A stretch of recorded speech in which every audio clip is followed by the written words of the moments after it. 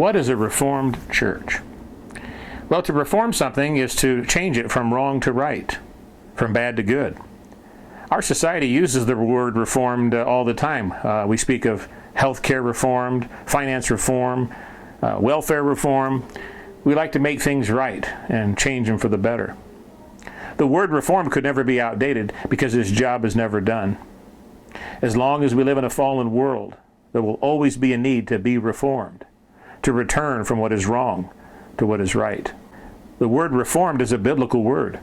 For example, in Leviticus 26, verse 23, God says, "If you refuse to be reformed by me, but walk contrary to me, then I also will walk contrary to you." In Hebrews 9, verse 10, the first coming of Christ and the new covenant is called the time of reformation. So those words, reformation and reformed, are biblical words.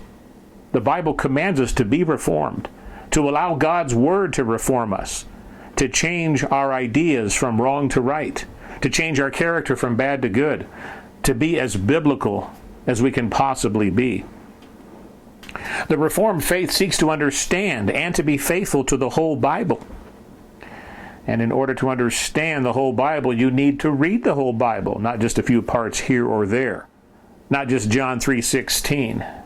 Now, they always hold up the sign, John 3:16. The Bible is very much like a history book or a story. You don't pick up a book and open it up in the middle and start reading. You wouldn't be able to understand it. The Bible is the most important story, the most important history book. It's the story of the universe, the story of mankind, how God created everything, how God created mankind in His image, how mankind rebelled, how God redeems man through His Son, Jesus, and how one day God will make everything right. You cannot understand this story unless you have a basic understanding of how it begins. What's the storyline? How does it end? The Reformed faith seeks to make sense of the Bible as a whole. And we believe the Reformed faith is the most accurate interpretation of the Bible, the most faithful, the most consistent expression of the Christian faith. We usually want the best of everything, don't we? If you needed surgery on your heart, your attitude would not be any old heart surgeon would do. You would want the best heart surgeon for your heart.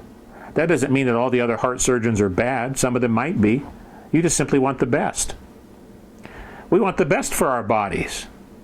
Shouldn't we want the best for our souls? Shouldn't we want a church that seeks to be as faithful to the Bible as we can possibly be?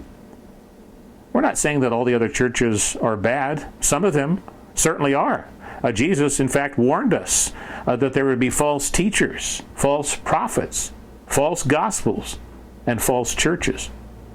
We do not want any ideas or teaching that's going to harm our soul. Rather, we want to be reformed, to allow God's absolute truth to reform all of our teaching and all of our life for His glory.